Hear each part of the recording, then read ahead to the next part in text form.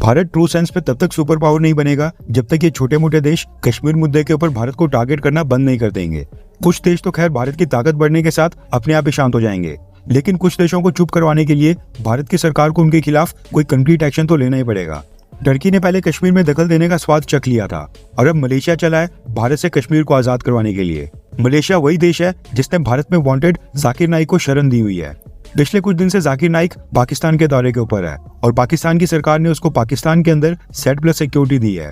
पाकिस्तान को ही पता है कि उनके देश में अननोन गनमैन्स अचानक से कहीं से भी निकल आते हैं, ऐसे में उसको इतनी बड़ी सिक्योरिटी देना तो लाजमी था। न्यूज निकल कर आ रही है कि जाकिर नाइक के बाद अब मलेशिया के प्राइम मिनिस्टर अनवर इब्राहिम भी 3 दिन के पाकिस्तान के दौरे के ऊपर गए हुए हैं और दोनों ही at the same time Pakistan में एक साथ प्रेजेंट है।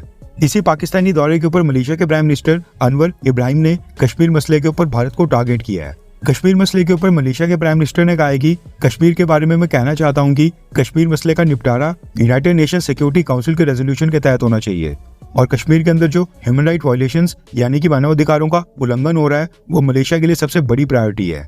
मलेशिया कश्मीर के मुद्दे को एक्सेप्टेबल चैनल्स के माध्यम से एड्रेस करना जारी रखेगा और उम्मीद करता है कि ये मुद्दा एमिकेबली रिजॉल्व हो, यानी कि ये मुद्दा फ्रेंडली और पीसफुल यानी कि शांति तरीके से सुलझाया जाए। ये कहना है मलेशिया के प्राइम मिनिस्टर का। आई नो कि भारत का विदेश मंत्रालय भी इसके ऊपर कोई ना कोई स्टेटमेंट जारी करके मलेशिया के प्राइम मिनिस्टर की स्टेटमेंट की कड़ी निंदा करेगा या फिर विरोध करेगा, लेकिन उसका फायदा ही क्या। इससे पहले मलेशिया में महातिर मोहम्मद प्राइम मिनिस्टर हुआ करते थे और वो भी इसी तरह से कश्मीर मसले के ऊपर भारत को टारगेट करता रहता था।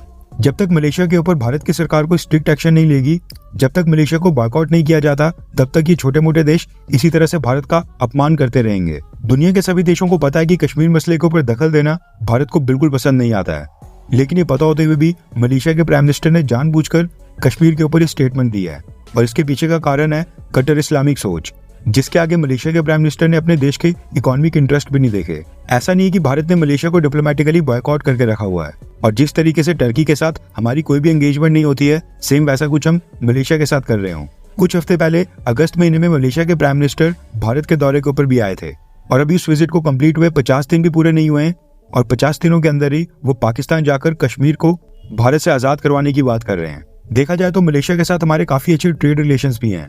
पिछले साल ही भारत और मलेशिया के बीच $20 बिलियन का बायलैटरल ट्रेड हुआ था, जिसमें भारत को $6 बिलियन का व्यापारिक घाटा हुआ था। मलेशिया ने हमको $13 बिलियन का सामान एक्सपोर्ट किया था, जबकि भारत से केवल $7 बिलियन का सामान इंपोर्ट किया था। भारत को इतना बड़ा व्यापारिक घाटा भी झेलना पड़ रहा है, ना ही मलेशिया की सरकार भगोड़े जाकिर नाइक को भारत को वापस सौंप रही है और ऊपर से अब मलेशिया ने कश्मीर मसले के ऊपर बातें करना स्टार्ट कर दिया है। आपको क्या लगता है कि भारत की सरकार मलेशिया को सबक सिखाने के लिए क्या कदम उठा सकती है? अब हम मलेशिया के ऊपर सैन्य हमला तो कर नहीं सकते हैं, ऐसे में भारत की सरकार को कौन सा एक्शन लेना चाहिए? नीचे कमेंट करके अपनी राय जरूर बताएं।